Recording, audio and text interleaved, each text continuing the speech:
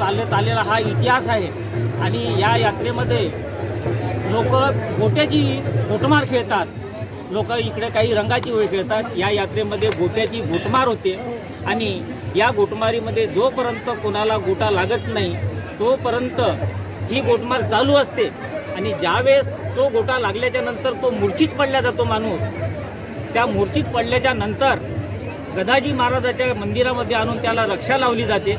आणि रक्षा लावल्याच्या नंतर त्या माणसाचं बिलकुल त्याला कोणत्याही प्रकारच्या दवाखान्यात न्यायची गरज नाही। आणि ही प्रथा खूप जुनी आहे की आतापर्यंत म्हणजे ना कोणालाच माहीत नाही। जुन्या काळामध्ये गावावर डाके पडत होते आणि ह्या परिस्थितीमध्ये गदाजी महाराजांनी वेशीवर